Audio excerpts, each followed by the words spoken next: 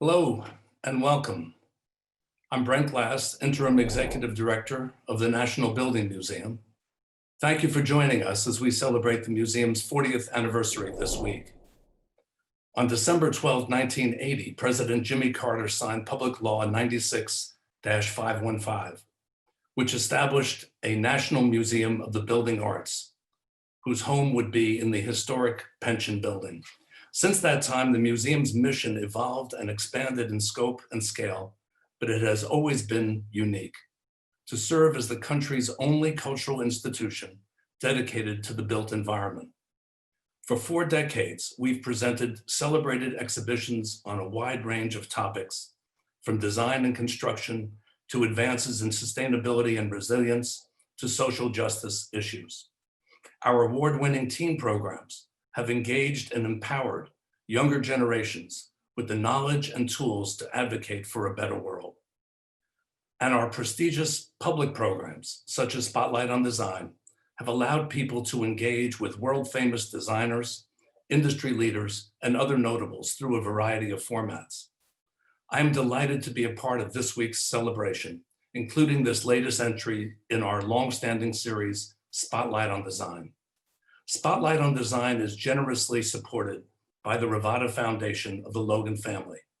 Additional funding for today's program is provided by the Embassy of the Kingdom of the Netherlands. To say a few words on behalf of the Embassy, please welcome Ambassador André Haspels. Please allow me to congratulate the National Building Museum on this important milestone, the museum's Ruby anniversary. 40 years after its inception, the National Building Museum has grown into America's leading forum devoted to exchanging ideas about architecture, design and construction. Congratulations! And on this special occasion, I'm thrilled to welcome you to this online program, which will focus on the design of the Netherlands Carillon. Today I'm standing in front of the Netherlands Carillon, which stands tall over Washington, D.C. As you can see, the National Park Service is renovating the Carillon, while we at the Embassy coordinated the restoration of the bells by a bell foundry in the Netherlands. Behind the scaffolding is an open steel structure that is reinforced by steel plates, which are being renewed and replaced. The modernist structure, which is 127 feet tall, was designed by Dutch architect Joost W.C. Boks and dedicated in 1960. Well, I'm sure you will learn all about it during the online program. We'll keep you informed about the renovation and we hope to reopen the Carillon somewhere next year. I wish you an enjoyable and educational event. Thank you, Ambassador, for your ongoing support of the museum, and we hope to reopen the museum sometime next year. I want to give a special thank you to CoStar Group and all of our 40th anniversary donors for making this birthday week of free programming possible. If you enjoy what you see today, please consider supporting the museum with a year-end gift. If you are not a member already, consider joining our membership program. You will get early access and discounts to other museum programs and events. If you are already a member, thank you for your support. It directly helps our ability to create world-class programs and exhibitions. This holiday season, you can also gift a membership to family and friends. Visit our website, nbm.org, for more details. Now it is my pleasure to welcome Thomas Luebke, Secretary of the Commission of Fine Arts. It's a great pleasure to be here. Thank you so much. This topic of the Netherlands Carillon hits on a number of themes that are have become interestingly current. You know, the question of commemoration and its political content, the role of modernism in the design of the city. There's a number of things, and I just want to share with you very briefly a couple of images just to set some theme before we move on to our panelists. each of whom have some expertise on this project. So, I'll be introducing them as they speak. So with that, I just want to say, the planning history of Washington is well known to a lot of people. This is an image from the Macmillan Plan of 1901, which shows this fundamental idea of building on that L'Enfant Mall and extending it westward to a spot which was to be occupied by an element for some sort of commemorative element, which is really where the Lincoln Memorial ended up going. And that's that first red dot. The idea was that it was actually the end of the axis and that you would go into a what's called a rond plan, or a round point by Baroque planning that would spread you into the landscape, sort of a reorienting. And of course, the opportunity then was to create a connection to the National Military Cemetery at Arlington, which had been established about, during the Civil War, which at that point was about 40 years earlier. So here we go. This is the mall. You can see that this very famous plan, and then the rond point radiating out in the landscape with the one bent, inflected axis leading to Arlington House. So this was the sort of the basis of the Beaux-Arts planning of the time. And then I'm going to talk about what happened then after the war. There's so many interesting things that developed. This idea is about a location that would extend that axis directly across. Now, the Memorial Bridge in Arlington was already there. So this is actually kind of a new overlay of extending that axis from the Capitol, Washington Monument, Lincoln, and then onward to that, where that yellow. So that's the property in question, just so everybody has a good idea about it. The other theme is, of course, is the commemoration of World War II.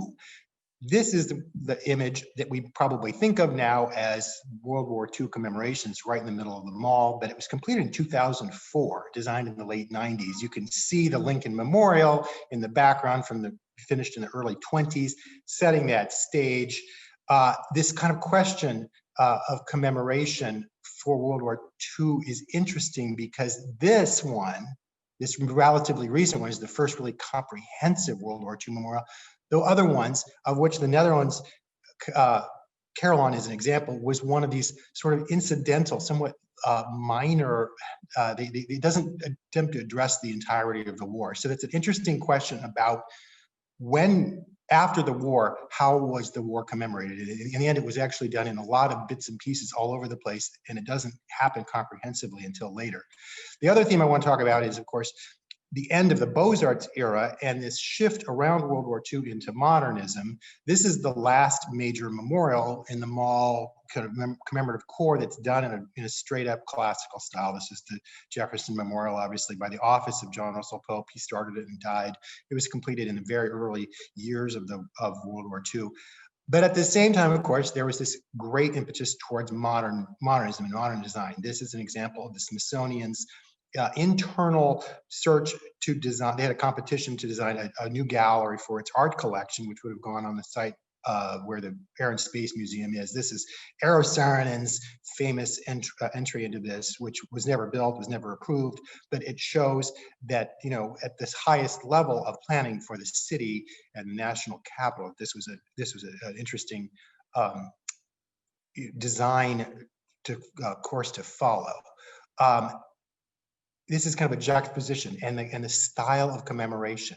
Here, this is an interesting example too, because this is part of the entourage of the bridge to Arlington, the entrance to the Rock Creek Parkway. These are monumental statues done in a Beaux-Arts style, but very late. And this is in the 30s. James Earl Fraser and Leo Freelander did the statues. Interesting connection or counterexample to the Netherlands Carillon, in that these were actually cast and gilded in Italy as part of the Italian government's thanks for the Marshall Plan and then the role of the U.S. in the war. So it's a sort of similar thing, but look at how different this is. Still coming out of a Beaux-Arts thing compared to our subject, which will the Netherlands Carillon. The modernist sort of comprehension of commemoration was very different, and it was very inventive, trying to find appropriate forms. I just bring this up because these are examples from the 1958 competition for the FDR Presidential Memorial on the site where it actually stands today. But this shows you how they are not doing allegorical figures on horseback on a pedestal. This is actually just this wild experimentation. Our project, the Netherlands Carillon, is of course is connected in some way to those last examples, and it's very spare geometry, et cetera. So it very much belongs in the modern thing. So and here we are 60 years later. It's the subject of this amazing undertaking for complete rehabilitation. So it's very, so a number of these themes: location, World War II commemoration, modernism, and finally the renovation. We've got this great panel. We've got, and I will introduce them as they come. So, but the first person who's going to speak is actually an architectural historian on my own staff, Kay Fanning, PhD, who has been with the Commission of Fine Arts, I think about a dozen years, but before that, she actually worked for the National Park Service and did a lot of the research and writing on this part of the Arlington Ridge Park. Well, yeah, my talk focuses on this tract of land, which became Arlington Ridge Park. It was originally called the Nevius Tract, and I'll explain why in a minute. It's located just north of Arlington National Cemetery, and it was considered in the mid-20th century as the site for 2, possibly 3 memorials: the Netherlands Carillon, the U.S. Marine Corps War Memorial, and another huge memorial to American freedom that was never built. It's located here just north of Arlington Ridge Cemetery, of Arlington National Cemetery. And it was the focus of a great deal of attention in the 1940s and early 50s from planners and federal officials, Marine Corps. They were promoting ideas for acquiring it. It was a privately owned tract of land. It's on the Virginia shore, just north of the Potomac, north of the cemetery, the shore of the Potomac River, on a hillside plateau. And it was known as the Nevius Tract. The question was that the mall axis passed directly through it. And so the question was whether the Virginia shore of the mall should act as a green background for the mall, or whether it should be a new extension of the mall axis. It was acquired as part of the GW Memorial Parkway, the George Washington Memorial Parkway, which was built beginning in 1932 and through this 1965 as a memorial to Washington on the bicentennial of his birth. It extends from the Beltway to Memorial Circle, south to Mount Vernon, and it protects the landscape that would have been familiar to Washington. And it also protects the Potomac River banks.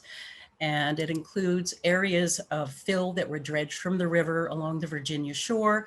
An extensive network of highways also crossed over this land adjacent to the GW Memorial Parkway. This is the Nevius Tract, the tract of land that we're interested in, showing some of the roadways and showing its relation to Arlington Memorial Bridge. So the question was about the axis. There were a number of planners and politicians who thought that, well, it would be great to extend the axis directly north through this and create a new precinct for the National Mall.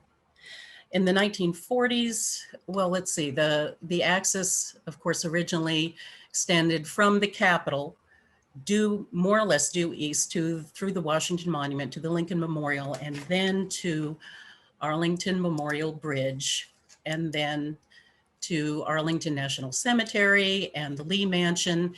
And the mall ended at the Lincoln Memorial, but the extension of this axis symbolized the reunification of the country through the actions of Lincoln and his leadership during the Civil War, and the reunification of North and South. But because there was this interest on possibly creating a new extension of the axis on the Nevius Tract, in the 40s and 50s, there were a lot of studies of how it would look from the Lincoln Memorial, from the shores of the Potomac River, which is what we see here, and then back from the tract, looking at the memorial and the Washington Monument, and then adjusting it in all these different ways. In the 40s, the Nevius Tract was overgrown. It had a dilapidated house and outbuildings, and it was being considered considered, as I said, for the Netherlands Carillon, which the Netherlands had already said they would like to give to the US, and also for this idea of a national memorial to the Marine Corps, based on the famous photograph of the Marines raising the flag on Mount Suribachi during the Battle of Iwo Jima in February 1945. A young sculptor, Felix de Welden, who was an immigrant from Austria, was serving in the US Navy Artist Corps in Virginia, and he made numerous models. In June 1945, so only a few months after the Battle of Iwo Jima and the photograph, he presented this large clay model to President Harry Truman in the Oval Office. And so the idea got the support of Truman. 2 years later, in 1947, Congress passed a resolution authorizing construction of this memorial to the Marine Corps dead of all wars, not just to World War II, to be built on public grounds with private funds somewhere in the District of Columbia. It was understood, though it wasn't explicitly said in the legislation, that the memorial would be based on Rosenthal's photograph. So de Welden developed the statue that of the 6 figures raising the flag. That was the figures are 34 feet high. It was cast in bronze in New York City, trucked down to Virginia, and assembled in 1945 on an octagonal base with stone, actual real stone under the feet of the men to recall Mount Suribachi.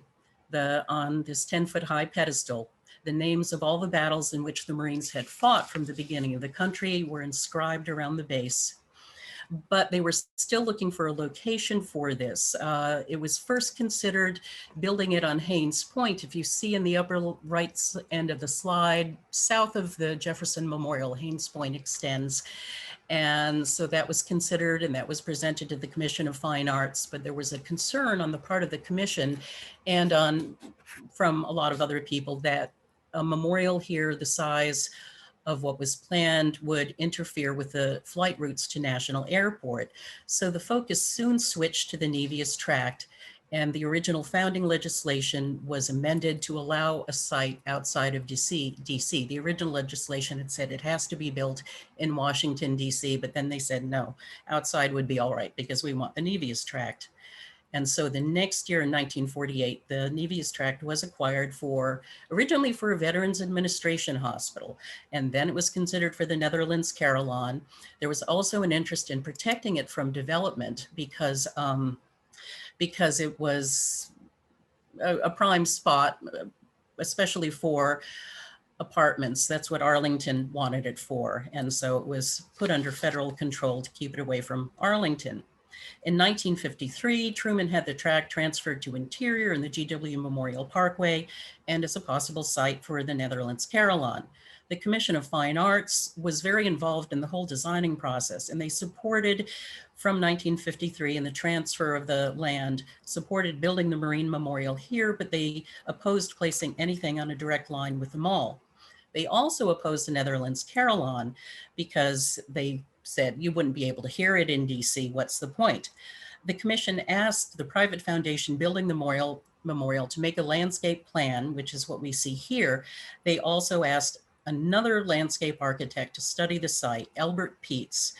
The plan was developed by an landscape architect named Horace Peasley, which showed the Marine Memorial at the north end of the Nevius Tract. And now we're going to get away from this. And just briefly, the state of the Nevius Tract in the early 1950s, it was overgrown, it was dilapidated. It had an old house, it had outbuildings, and the Park Service began clearing it. They kept a few large trees to use in the landscape plan that Peasley had developed, but the site was extensively filled and leveled. So the Nevius Tract, the new location for the Marine Corps War Memorial, the first one built there, was gradually taking shape based on this plan by Horace Peasley. But what was gaining traction in these years was the idea of a freedom shrine by an architect named Eric Googler, pictured here. And there was a great interest, particularly on the part of the National Capital Park and Planning Commission, to have this shrine placed just south of the Marine Corps War Memorial on the direct line with the Lincoln Memorial. Googler had become a favorite of FDR, of Frederick Delano Roosevelt, in the 1930s because he had redesigned the West Wing of the White House. And Googler worked with Eleanor Roosevelt on a plan for a Hall of Our Heroes in Warm Springs, Georgia, which is seen here, the only image I've ever found of it from a newspaper. This would have been massive walls, 100 feet high or more, covered with bas-relief sculpture depicting events from American history, sort of like a living history textbook. So the Marine Corps War Memorial and the Netherlands Carillon became considered parts of a larger composition that would be focused on this monument, the Freedom Shrine, which was dedicated to the 5 political freedoms guaranteed by the Bill of Rights, which are speech, religion, press, assembly, and petition. And you can just see the shrine in the middle of that huge precinct with trees running down it. To the left, the small black square, that's the possible location of the Netherlands Carillon, which was still being debated all the way through 1953. And to the right, the octagonal setting for the Marine Corps War Memorial, which had already been decided would go there. So Googler recycled his plan for the Hall of Our History, and it would have been this huge, kind of stripped classicist temple with bas-reliefs on the wall inside and possibly some community use. They were considering an auditorium or meeting rooms, which would have made it what was considered a living memorial, not something that was just dead stone, a place to go, but something that would contribute to the community or to the nation through some active use. And so in December 1953, the Park Service presented the design for this large composition to the Commission of Fine Arts, organizing 3 memorials on the Nevius Tract. And the Park Service said the key thing was to consider the whole area an extension of the mall. And they said this site presents the last remaining opportunity for development on a broad and splendid scale for the mall. So the 3 memorials, the Freedom Shrine would be on the exact axis with the Lincoln Memorial and the Washington Monument and the Capitol.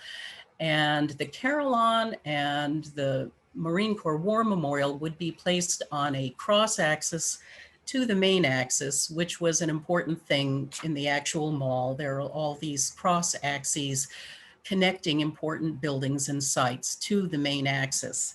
And so they would have been brought into this relation. There would have been large reflecting pools and groves of trees to make it all one composition, even though the 3 memorials all looked or were expected to look quite different. But this, of course, would have changed the whole character of the mall.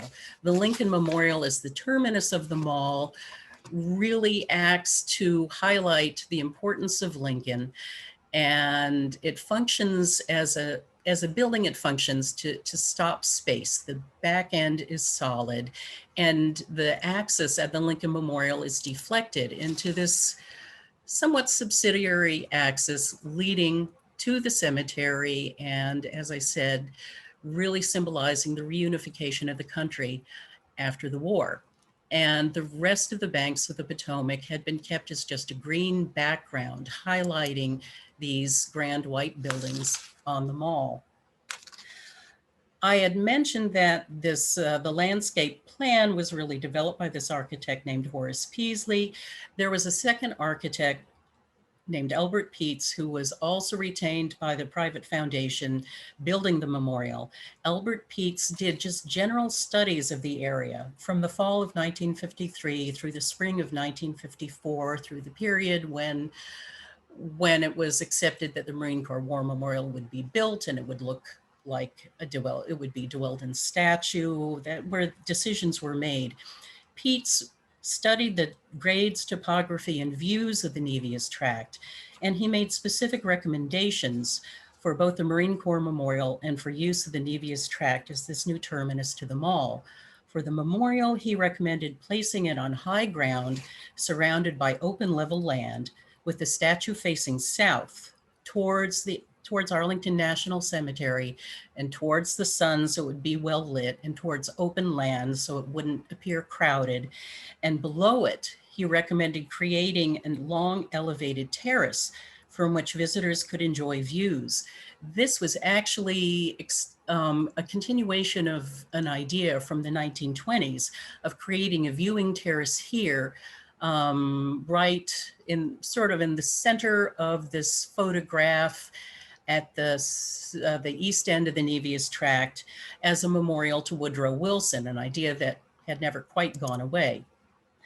And Pete's also had more general ideas on how to treat the land and whether it should be the new terminus to the mall. And he said, this is my one quotation, "The mall stops at the Potomac River. Beyond that, there is no relation. The mall cannot control anything that is a couple of miles away. The proposal for the Freedom Shrine indicates a misunderstanding of the purposes and technique of axial planning. The crude centering of structures on a straight line has no aesthetic virtue. It is the design of the space in which the monuments stand that gives the composition unity and rhythm." And he said that views of mall buildings from the tract would just be confusing for anyone viewing them from the Virginia shore of the river, because from here you wouldn't be able to perceive the relative spacing between the Lincoln Memorial and the Washington Monument and the Capitol. They'd all just be a confused jumble. And so it would have very little meaning. And so the idea for the Freedom Shrine eventually, it just kind of went in the background. In January 1954, so this is concurrently with Pete's studies of the site, the Horace Peasley landscape plan was approved. It divided the site into two halves, north and south. So north is to the right of this image, south is to the left. And the north for the Marine Corps War Memorial, it was formal and symmetrical in layout and in planting, with trees in a symmetrical arrangement lining circulation routes. To the south, the Netherlands Carillon, it was given a picturesque treatment with open lawns, with groups of trees, and views between the two are blocked by a short, steep ridge that runs north-south. So it was possible to treat them with these two different formal layouts. The Marine Corps War Memorial here was dedicated to the Marine dead of all wars. The statue was set close enough to ground level to establish an emotional connection between the visitors and between the Marines who came here with the action of these soldiers. Horace Peasley created behind the memorial this rectangular parade ground to make the pageantry of the sunsets of the Marines, it's called the Sunset Parades, part of the setting. And behind there's also a seating area, a reviewing stand, and a crescent-shaped terrace with a berm planted with trees. So views of the memorial would form a panorama for the viewers of these sunset parades, a panorama with the mall. There were later adjustments to the design because new highway construction and the Theodore Roosevelt Bridge and approaches to the bridge ate away at its edges, particularly on the east and the north, but it's more or less intact as it is today. And there's the Theodore Roosevelt Bridge, the view from the east side of the tract.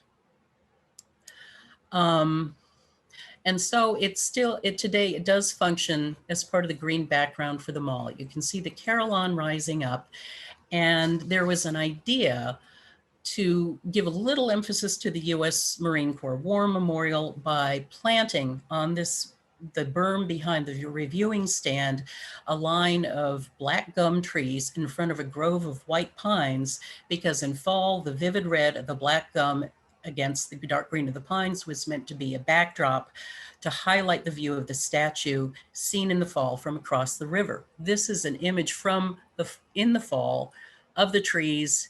I mean, it just looks like trees. You can't really see it. So this indicates that really the whole idea of a precinct here would have been lost. It wouldn't have been perceived as an extension of the mall. So the Marine Corps War Memorial was dedicated on November 10th, 1954, the 179th anniversary of the founding of the Marine Corps, and just 9 years after the Rosenthal photograph. Eisenhower, when he went out of office, he hadn't approved funding for the Freedom Shrine. The idea just died. So here's Eisenhower and Nixon at the dedication of the memorial. And that's the end. That is how the Nevius Tract came to be. And here is the Netherlands Carillon. Diederik Oostdijk is the author of Bells for America, which is this wonderful book. We've got to happen to have a copy right here. Bells for America, the Cold War, Modernism, and the Netherlands Carillon in Arlington. He is a professor at the Free University of Amsterdam, and we're delighted that he has been able to, in some ways, he's really been one of the impetuses for setting up this thing, so we're delighted to have him.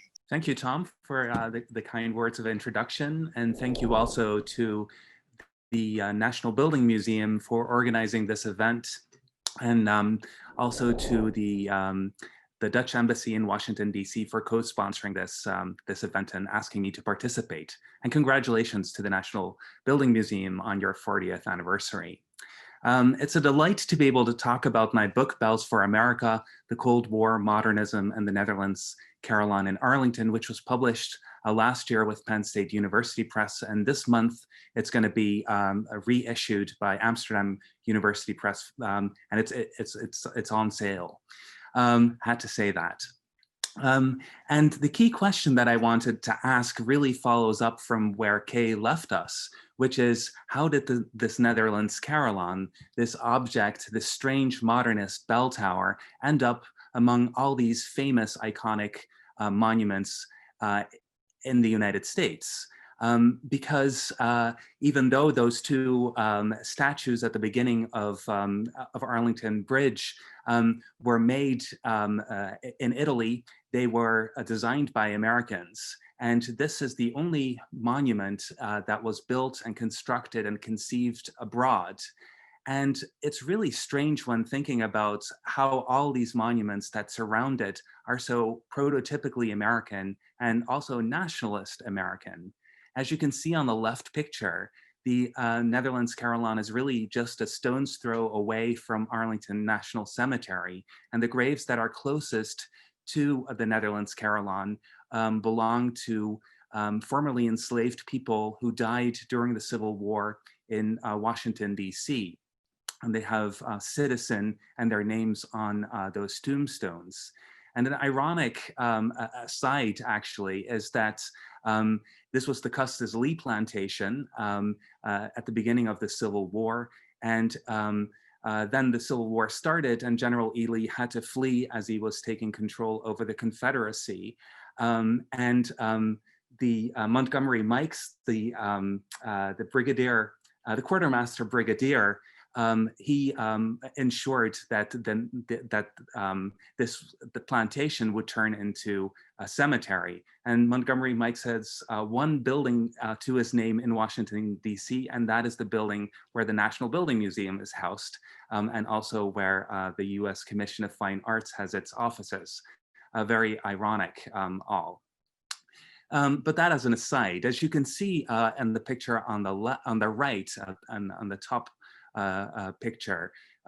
This is a view from the Bells to the mall in Washington. First the Lincoln Memorial, then the Washington Monument, and then the Capitol in the distance. And indeed, on the other side of the Netherlands Carillon from Arlington National Cemetery is the US Marine Corps War Memorial that Kay was talking about. So the key question is, how did this Dutch object land among all these famous American monuments? To understand that, we have to go back about 70 years and to the end of the World War II, and also the beginning of the Cold War. At that time in 1952, Queen Juliana, who's pictured there, she was about to embark on her first state visit to the US. She had become queen for only 4 years, and it was expected that the Netherlands would offer to the United States a grand gesture of gratitude.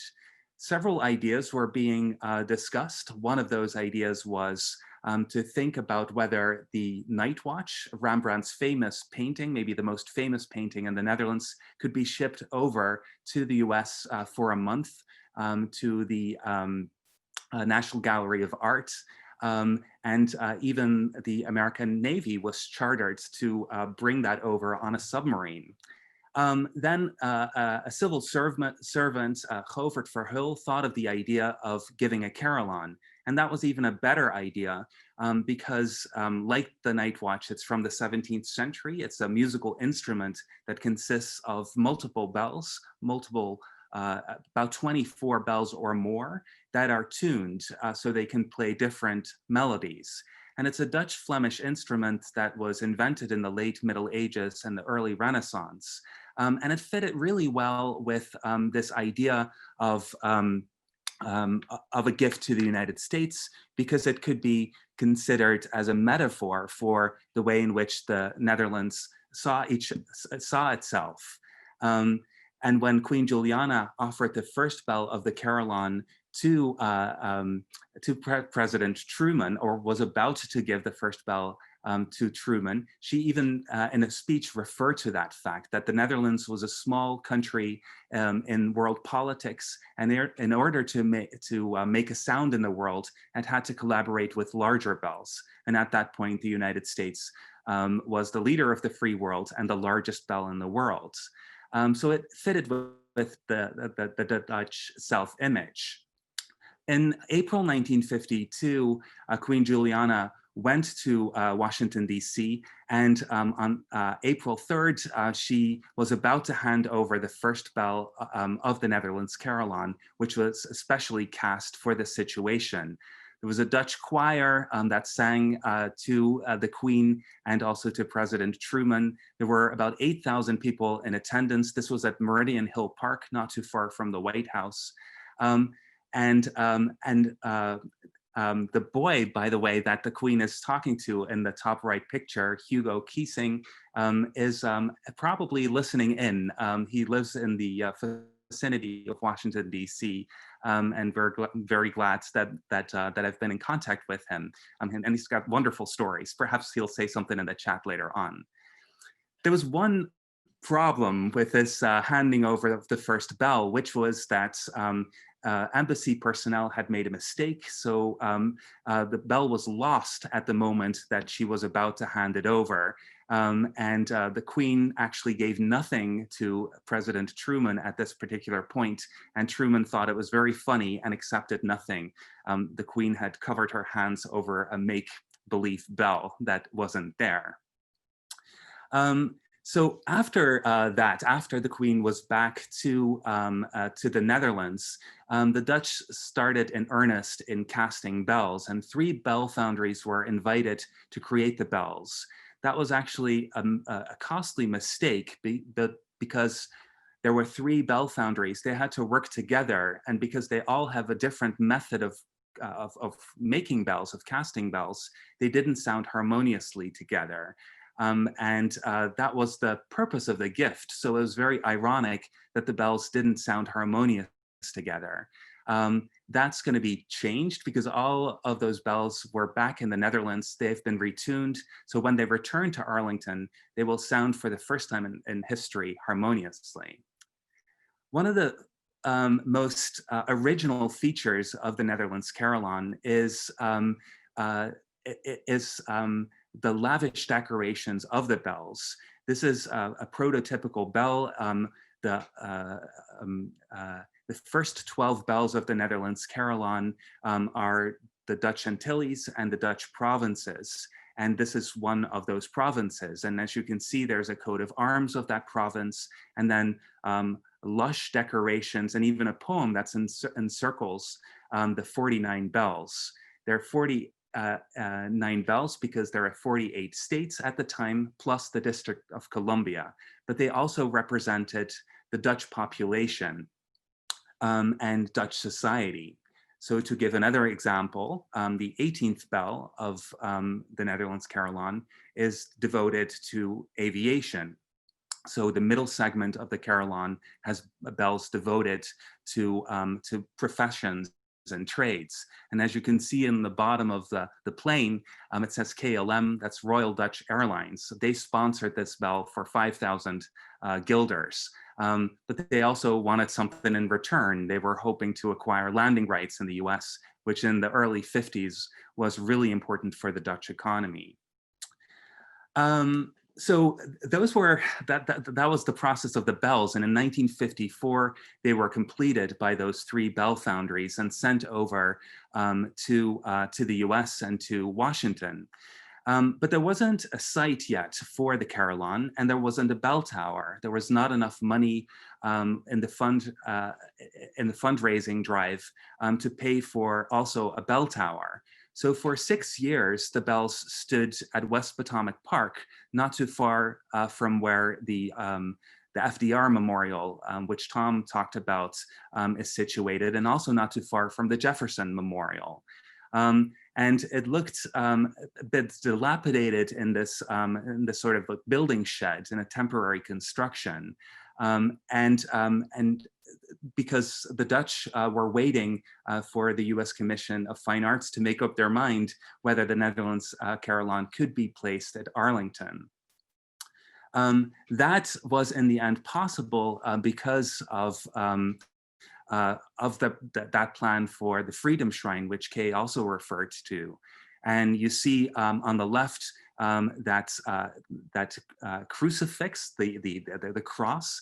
The crucifix is not coincidental, because what connected the Dutch and the Americans was their Christian faith. And this was the height of the Cold War. So that symbolized what the United States and the Netherlands were fighting against. And on the right, you see that design with a reflecting pool by Eric Googler and Paul Manship of the Freedom Shrine. So in the end, the Netherlands Carillon was created, but there was quite a fuss about the design. Early on, the Dutch architect Gerrit Rietveld was asked to make a design. And he was the most famous Dutch architect of the 20th century. He is famous for making the Rietveld Schroeder House in Utrecht. He also was a furniture maker. He made the red and blue chair, which you can find at MoMA. And he was a typical exponent of the Dutch style called de stijl. And the most famous artist from that is in the US is probably Piet Mondriaan. And with a little imagination, I think you can see that this design looks a little bit like that. The strong horizontal and vertical lines, a cubist almost, is typical for that feature. It would only be 73 feet tall. And a reviewer of my book called this a bat's house, which is a little disrespectful, but I think that underscores just how revolutionary this design really was for the Netherlands Carillon. Yet there was another problem, and that problem was that the Dutch ambassador, Herman van Rooyen, who was really responsible for getting the Netherlands Carillon as part of Arlington Ridge Park, he discovered, together with the Minister of Foreign Affairs, Joseph Luntz, that Rietveld in his earlier days had sympathy for the communist movement. And when they discovered that, they decided to withdraw Rietveld's design. They were really afraid that the American press would notice this and that there would be an article in Time, or that, lo and behold, Joseph McCarthy would find out, and that there would be an international scandal because of it. So they withdrew Rietveld, who actually graciously accepted that, and they moved on to another architect. This is, by the way, a view of the front, side, and back of Rietveld's design for the Netherlands Carillon. So in the end, they decided to go with Joost Boks, less known than Rietveld in the Netherlands and also definitely abroad. And he came up with a number of plans. Boks was a reconstruction architect from the city of Rotterdam, which had been bombed during the Second World War. So he was involved in many reconstructive works. First, he designed the design on the left, a dainty staircase you can see in an open tower, which looks very modernist, but to David Findlay, the chairman of the Commission of Fine Arts, it was a little bit too flimsy, and they wanted something more monumental. And they also asked for a classical tower. they had agreed that this would be a modernist tower, so the Dutch were very confused by the directions of David Finlay and other members of the US Commission of Fine Arts. So Box made another design, which is according to the shake hands principle, a concrete block at the base, and then a galvanized steel tower that emerges from the concrete. What is already there, that's also in the final design, is the two lions that guard the Netherlands Carillon. They are represented also in the Dutch coat of arms. And I think the top part looks an awful lot like the final tower that Joost Box made, because these two designs were rejected by the Commission of Fine Arts.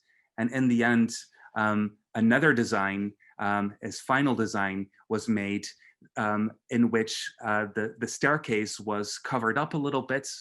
It doesn't really sit well with modernist principles where you have to show everything. Note, by the way, that there is again a cross, a Christian cross, that subtly hints at that notion that the Netherlands and the United States share the Christian faith. And on the left, you see the skeleton as it was made in 1960. Because yes, this unique thing is that the Netherlands Carillon was completely made in the Netherlands and designed in the Netherlands. And that it's the only one on the monumental axis that was constructed, made, conceived in another country, and therefore unique. So this is what the Netherlands Carillon looked like a few days after it was unveiled on May 5th, 1960, exactly 15 years after the end of World War II in the Netherlands. This photograph was taken by Abbey Rowe, a famous photographer who was the White House photographer for 5 presidents, I believe. He shot this picture at night, and I think it shows what the Netherlands really wanted the Netherlands Carillon to be: a bold statement of modernity presented to the United States, its most powerful ally, with the two lions guarding the Netherlands Carillon, and with these very strong horizontal and vertical lines at 90 degrees angles. Again, this Christian cross, and it was lit up by Philips Lighting, another company that also wanted a share of the success of the Netherlands Carillon. After that, quickly after that, the Netherlands Carillon fell into disrepair. The National Park Service didn't really know how to deal with this strange monument. There were some freak accidents that occurred, and it stopped working altogether immediately in the next year, so in 1961. And this disrepair, despite the best efforts of the Dutch embassy and also of the National Park Service, continued really until this year, even though there was another big renovation in 1995. But that is changing, and it's changed because all those bells were brought back to the Netherlands, and the National Park Service, together with Tom Jester's company, and Tom will say something about that renovation in a minute, those bells were brought back and were retuned at Royal IJsbout's Bell Foundry. And what happens is that they take bronze from the inside of the bells, a very meticulous process, and then they wait until notes drop off, and then it sounds harmonious again. So for the first time, the Netherlands Carillon will sound harmoniously again. And the Dutch are regifting the Netherlands Carillon in the 75th anniversary of the end of World War II, which is this year, 2020, that's coming to an end. And the Dutch are giving 3 new bells to the United States, celebrating 75 years of freedom and this relationship with the United States. The largest bell will be dedicated to George Marshall, the architect of the liberation, who helped liberate the Netherlands, the rest of Europe, and also Asia. An ironic fact is that George Marshall is buried at Arlington National Cemetery, and if the wind is right, he can hear his bell. He lived during World War II at Quarters 1 at Fort Myer, which is just up the road from the Netherlands Carillon. So it's really well fitted that André Haspels, the Dutch ambassador, decided that this bell should be dedicated to him. There are also two other small bells that are gifted.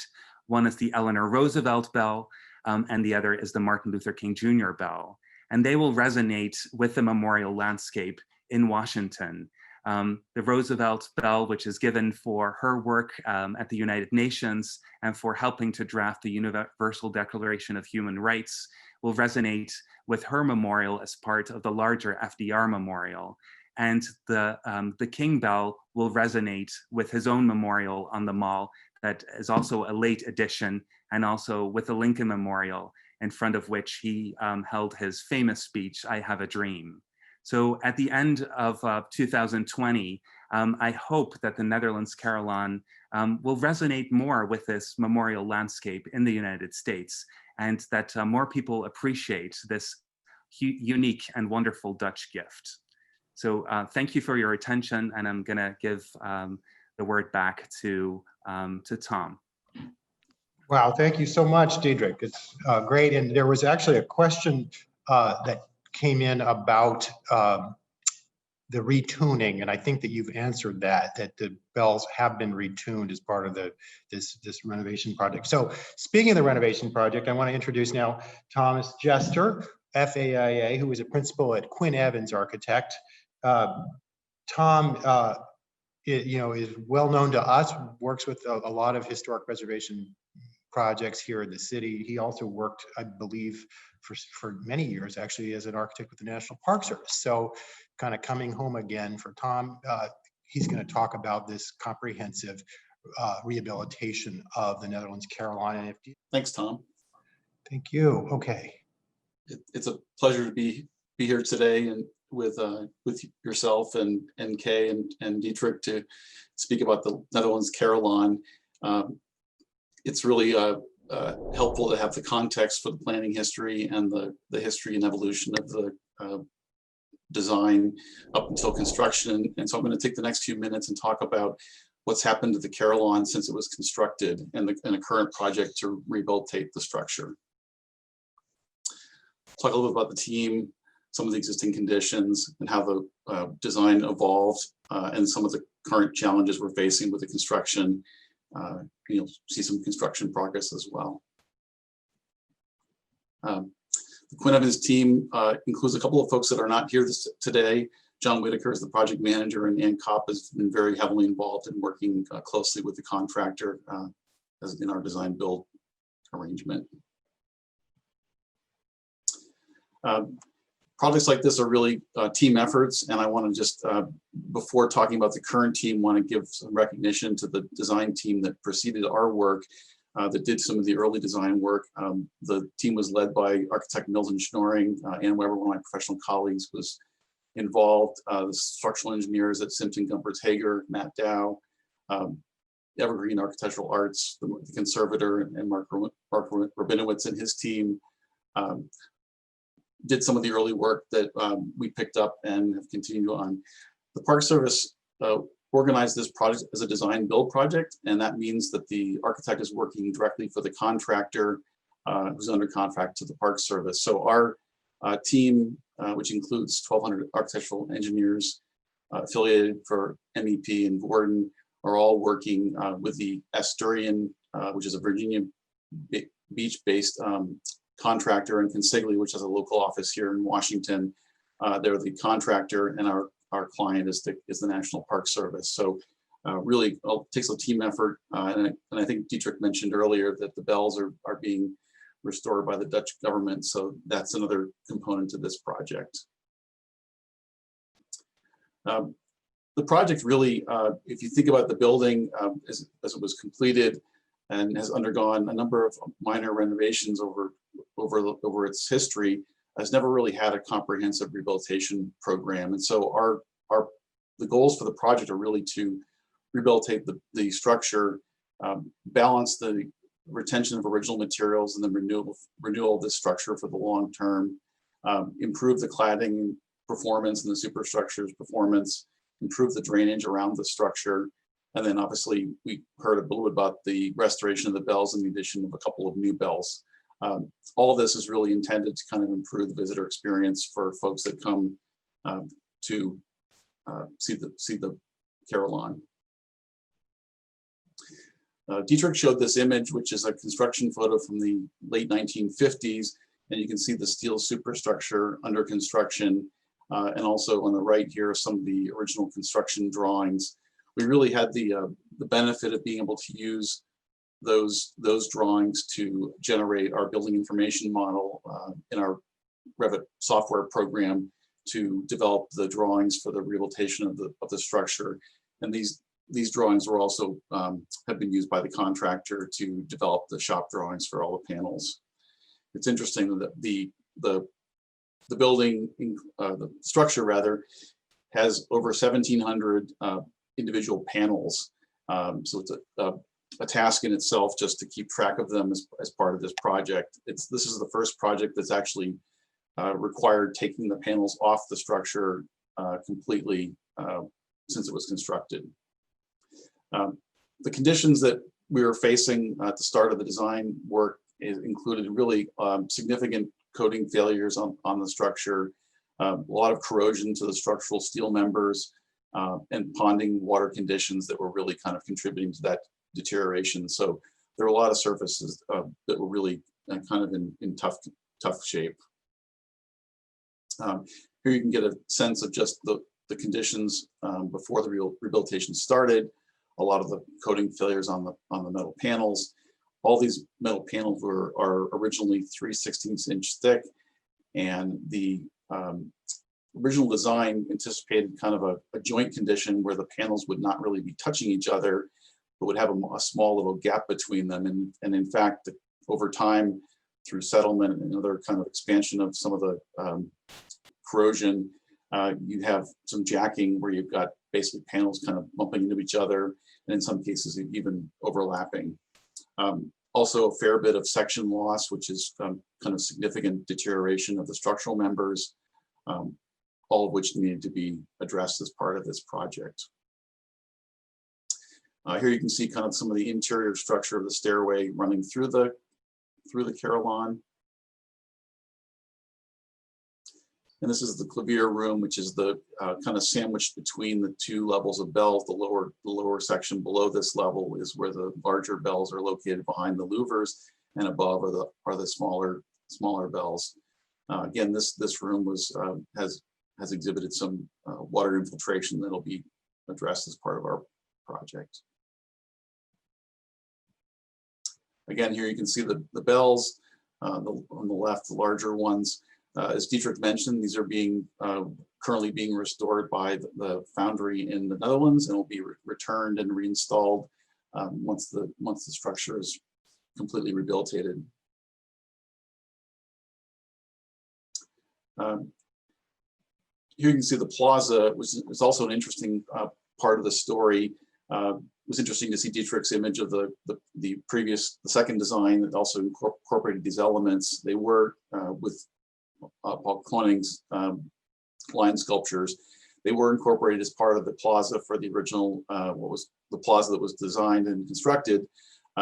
But subsequent to the original installation, a second plaza was installed over the top of the original one, and that resulted in a significant amount of water infiltration at the base of the structure, which caused a lot of additional deterioration. So Park Services made the decision to do a plaza renovation as well. So we'll be taking up both this non-historic plaza as well as the original one, so we can install a new plaza that matches the original, but also has improved drainage conditions.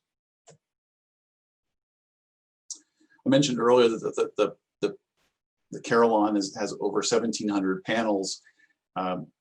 We used the software program to tag each one of those panels in our drawings and created schedules that would allow us to assign preservation treatments for each of those panels. And that kind of carried through all the way into construction, where unique tags were put on the panels. First, they were marked as they came off the structure, and then when they were once they were removed, they could put a tag, literally stamped tag, through the screw holes, so that when they were shipped off to be stripped and recoated, we knew exactly where those panels would go back. I mentioned that some of the joints were extremely tight and not kind of ideal conditions. That necessitated some shaving of the panels with the kind of taking off a small dimension on a select number of panels. So this you can see is the jig on the left that was used by the subcontractor to shave off a small dimension.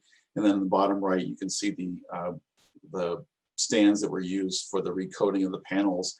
The panels were stripped to bare metal and then recoated with a metallized coating that was kind of spray applied, that is a zinc aluminum alloy that provides a level of protection and kind of a sacrificial layer before the final coatings are applied. As we began the work with Asterion and Consigli, we realized pretty quickly that there was more damage than had been visible to us as a design team early in the project. So there was more work that had to be addressed as kind of field conditions. So I want to just kind of walk you through a few of those conditions, both the metal panels themselves, the structural structure itself, and the plaza. Here's just an example of kind of evaluation of some of those panels in the field and making some decisions about which panels could be retained and which ones really were in such deteriorating condition that they really required replacement. Again, just a little bit of a view here to show you some of the structural members and how deteriorated, how much section loss had occurred that needed to be addressed. So during the construction process, we've really had to kind of work quickly to come up with repair details for these conditions to maintain the structural integrity of the structure. I mentioned the plaza conditions at the base of the structure. Here you can see again a lot of the deterioration caused by that secondary plaza that was installed later and will be addressed as part of this project. And just wanted to quickly kind of highlight where we are with the project. Of the 1,700 panels, approximately 600 are being replaced. That's about twice as many as we originally had anticipated, just due to some of the conditions that were observed in the field. That work's kind of ongoing, and just wanted to highlight here, as you would expect, the scaffolding goes up to the top of the structure and really kind of comes down as the contractor completes the work from the top going down. So it really begins with the structural repairs, followed by the application of new coatings to the steel, and then followed by the reapplication or reinstallation of the metal panels. So here you can see the kind of refurbished structural steel superstructure at the top with the scaffolding. And again, just a couple of images, relatively recent ones, showing some of the reinstallation of the panels from the very top. You're seeing the top side of those panels. One of the interesting parts of the story is that the original color for the panels was a kind of mustardy brown color, and that by the 1970s, it was evident that had been removed through some of the later repair campaigns. There was a major one in 1983 where some of the panels were taken off and the structure itself was kind of coated from the interior or through those panels, but the panels were generally not removed. And then in the late 1990s, there was more work where they stripped the face of the panels and then reinstalled the color. So there wasn't a lot of evidence of the original color, but for the 1990s renovation, the Commission of Fine Arts approved a color that is a kind of a dull bronze color that we are replicating for this project, and that you can kind of see here. So that's a feel for where we are with the project. Schedule-wise, we started construction in the fall of 2019, and we hope to have the rededication in the summer of 2021. Thank you, Tom. That's great. We've got a few questions that have been sent in by the audience. We have some minutes here to field some of those. I'm going to ask a couple questions. The first one, yeah, and for all you panelists, go ahead and unmute yourself, both video and well, you can mute unless you want to answer the question. I guess couple questions about the bells themselves. I think we talked about the fact that they are being retuned. But I think, Diederik, you made a mention about this sort of medieval kind of origin or design elements. I'm not sure which about the bells. Maybe you could answer that. And also, there was a question about you said, I think, 3 foundries produced the original set, and how was that determined? Was it done by size so that they could control tuning? Tell us a little bit if you know about that. Yeah. So yeah, bells have been around really since the Middle Ages in Europe, and many churches had bells, and carillons really became carillons first with a sort of a small arrangements of bells that sounded before the bells would sound the hours of the day. And they became larger and larger, and that's how the carillon became a musical instrument that could be played in 2 ways, either automatically or with a clavier. And Tom Jester also mentioned the clavier room. That's where the carillonneur plays the carillon. So in the late Middle Ages, the small bell arrangements became larger and ultimately became the carillon as a musical instrument, and especially in Belgium and the Netherlands. After the First World War, carillons became also part of American culture, and many campuses across the U.S. have carillons, and Washington has also a couple. So they're there, even though many Americans may not know about it. So that was one question. Was there another question you asked? I think that was it. The source, how the bells were, divided in the original casting. Yeah. 3 different foundries. How was that decided? Was it done for tuning or scale? Yeah. Well, there were 3 bell foundries at that time from 3 different regions of the Netherlands, actually 2 in the province of Brabant, 1 in Groningen up north. One was more Catholic, or 2 are actually more Catholic bell foundries. The other one was Protestant. So they didn't want to make a choice because it was the national gift, and they wanted the bell foundries to collaborate together. But that's very unusual, and it didn't turn out to be a wise decision, because each of them have a slightly different way of tuning bells, of creating bells, so that the different registers of the bells and the different octaves actually didn't fit well together. It was also at a time when the technique of bell bell casting was not as advanced as it was in the decades following. So those bells didn't sound well together. And as I mentioned, now they're all back at the only bell foundry that still exists of those 3, Royal IJsbout's Bell Foundry. And they've gotten the assignment to retune all those 50 bells and cast the 3 new bells. And now they are a Grand Carillon, and that means that they can play a larger repertoire of songs. It's now a concert instrument, very much in tune with other large carillons in the United States. So we've got a couple questions also about to pursue this about the bells, and it also has to do with the public access. One question was, what's the process for installing the bells? And this may be a question for Tom Jester as much as for Diederik. So what's the process? Can the public, will they be able to view any of this? And then a related question is, was the platform ever open to the public, and will it be in the future? So I don't know who to, maybe is that a Tom Jester question? So at the moment, the plans are not to have the observation deck open to the public.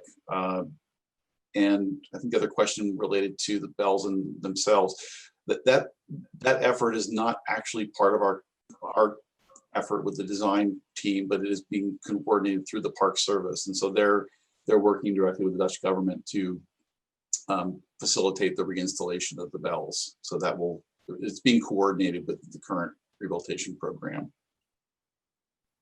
Okay. Yeah, and it was the purpose initially that the platform would be open. There were plans for 2 staircases and an elevator, but that never happened because of safety reasons. So it has actually never been open to the public, which is a great shame because, as I mentioned, the bells are the most lavishly decorated carillon bells ever created, and they tell a story, but the people have never seen it. I know that the Dutch Embassy and also the National Park Service are talking about what possibilities there are. Maybe guided tours would be possible if a number of people are led up the tower. That would be wonderful because those bells themselves tell a story of World War II and recovery. So it is a real shame that for 60 years, Americans haven't seen what the actual gift was and is. I actually remember we on staff at the commission looked at some of this, and as I recall, one of the challenges had to do with bringing some of the access up to code and the stairs. And this is really another question for Tom. What were the biggest, other technical challenges? I have a question in from the audience about, the metal panels themselves. Are they steel? Are they galvanized? How thick are they? So there's a lot of, maybe just quickly, just some of these technical questions.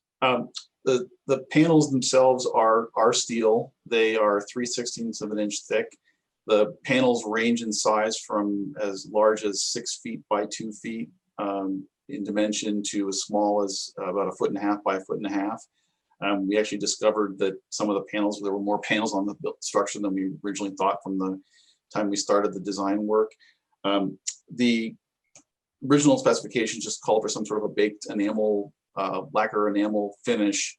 I don't really know exactly what that was. The current plan and what we're going back with is a application of a metallized zinc spray, which is kind of a protective coating, kind of like similar to like a zinc-rich primer coat, if you will. And that after that's applied, then we're applying a titanium high-performance epoxy system. So there are actually kind of, think about it, 4 layers that are applied to the steel before the panels are reinstalled. Two base layers followed by the zinc followed by two base layers, and then the finish coating before they're reinstalled. Great. Changing gears here, I got an interesting question that goes back to the site itself. Maybe a Kay or somebody with a little bit of NPS background may be able to answer the question. Is there any chance that there were Civil War artifacts or burial sites of soldiers, enslaved people, Native Americans, or others on the Nevius tract?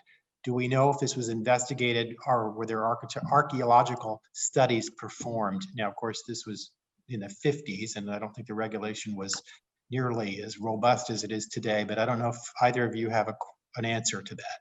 Well, I actually saw the question on the Q&A, so I grabbed a little research. The most recent information I have is that there were a couple of archaeological test pits sunk in 2000, 2001, and they found the possibility of that there might be Native American sites from the Archaic and early Woodland period. There's no indication that there were ever any Civil War battles, Civil War burials there. There were just some 19th century artifacts from when it was a farmland. And more recent information would probably be on the website of George Washington Memorial Parkway or Arlington Ridge Park. So, Kay, while we've got you, Yeah. Let's ask a question here. I think some people would probably agree that the Carillon isn't actually as well known as some of the surrounding monuments. It probably, even compared to the Marine Corps Memorial. So we pointed out this question, putting it across the river in this axial place, a little bit strange, and it's in the way it conflicts with the other inflected axis to Arlington. What would have happened if they put it on the other side of the mall, of the river in the mall? Would that have worked? I think it depends on the location. Along the mall, I'm not sure where it would have gone, but I think it certainly would have gotten a lot more attention. In Haynes Point, where things are a little less formal, and that's where the temporary one was installed. I think it probably would be much better known than it is now. It is a surprise. You catch a glimpse of it sometimes if you dare to look away from the roadway as you're whizzing past, but it's unfortunately not as prominent as I think it deserves to be. It's a wonderful design, but yeah, people are very much aware of the Marine Corps War Memorial. It's, I think, a very, very sentimental favorite of many people, and I'm not sure how many even are aware of the Carillon unless they take the time to walk around the site, which is unfortunate. It's wonderful. Yeah. Okay. I've got a question here. This is probably for Diederik. What is the significance and history of lions in Dutch iconography? These are the lions that are, of course, the sculptures that are in front. And by the way, I don't know, did we know this? Was it a Dutch sculptor who executed those? Tell us a little bit about that. Yeah. Well, that's a very good question. And I'm not sure if I know the entire history of the iconography of lions in Dutch history, but it's been around since the royal Dutch family started in the 19th century. But these particular lions were made by Paul Koning, a sculptor from the Netherlands. And yeah, they're kind of lions only by name because they look sort of like feline, but not necessarily lions. There's sort of like one funny story to tell about these lions is that Paul Koning was actually he was asked by books to design them, but he was a bit of a pacifist, and he first accepted, and then he said, I'm not sure if I'm comfortable with producing lions or producing sculptures for a monument that honors the United States. And there was a little bit of a fight between Books and Paul Koning, and Paul Koning actually convinced him that that was ludicrous and that he was just an idealist, and that he should make these lions. So he made them in the end.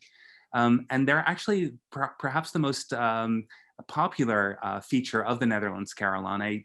When you go there, you see that lots of children play with them, go sit on their backs. And there's even a story that US Marines from Fort Myer have a sort of graduation a prank that they lifted up the lions and had to walk around the Carillon, and whoever was quickest would win.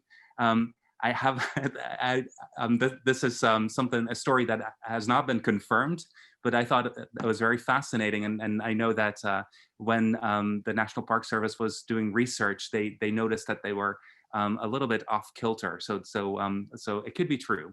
That's the story of the lions that is perhaps the most fun to tell. Well, great. Yeah, there's always a kind of a human element with these commemorative works, particularly when they get into sculpture. Speaking of the human connection, we have a couple of people I just want to acknowledge who are here in the audience. One is Koen van Asch, I hope I'm saying that right, who is with the World Carillon Federation.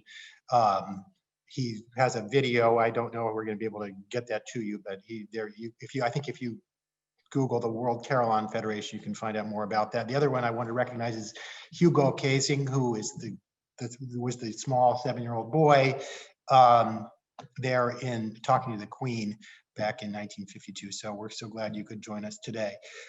Maybe one last question or so for the audience. I mean for the panelists. The question is maybe just broadly, how do you think this?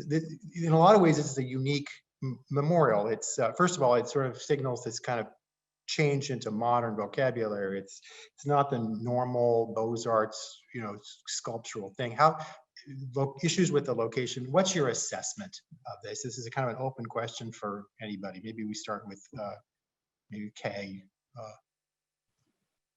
I think it's a wonderful adaptation of Die Style. I always called it Die Style, and Mondrian and Rietveld ideas into 3 dimensions, into a really large structure. I think it's fascinating and successful. Tom, put you on the spot. That's fine. I mean, I think it's a really interesting monument as well, and memorial. And I think it's, you know, even though it's relatively simple, I mean, even the way it's constructed, it has a presence and a kind of a very strong gestalt that I think is pretty powerful. And the site is really remarkable with the views back to the mall. And I think has a really wonderful presence in Washington. I do think it's kind of underappreciated, in part because it's Iwo Jima kind of gets a lot of the attention, but it deserves to be visited more often. And I think there was a question someone asked about kind of enhancing the visitor experience. And my hope is that the Park Service will take the opportunity with all the reinvestment to also kind of find ways to better interpret it and make it part of the programs. It's not that it isn't, but you know, I think with the renewal, it really presents that opportunity. Diederik, you get the last word. Great question. I think it's a very important question, because what happens to forgotten monuments, or monuments that aren't that well known? And I think that the new efforts by the Dutch embassy to add 3 new bells that really resonate, I think, with the memorial landscape, with the King Memorial, with the Lincoln Memorial, also with the Roosevelt Memorial, make this also an American story. And I think the question of asking, maybe it's possible for people to see the bells, maybe for guided tours that take people up the tower. If it's a handful of people, I think that should be possible. But a monument deserves to be people in Arlington and Washington, D.C. deserve to know the story. And part of the problem of the memorial is that it tries to do that through auditory experience. You have to sort of open yourself up to the sounds of the Carillon and visual elements. But there's a fascinating backstory of liberation and reconstruction. And I think it is in tune with the American memorial landscape. So let's make it so. Yeah, it really does, I think, contribute to that whole experience that's been created here in Washington, D.C. in this monumental core. Well, thank you to the panelists for all your work on this. Each of you have contributed over the years in really interesting ways on this project, and we're looking forward to the results. Thank you to the Dutch government and the others involved, and of course to the National Building Museum for hosting this. There have been a couple questions about access to this afterwards, and maybe you can answer that, Brent, but thank you again so much for providing the forum for this event today.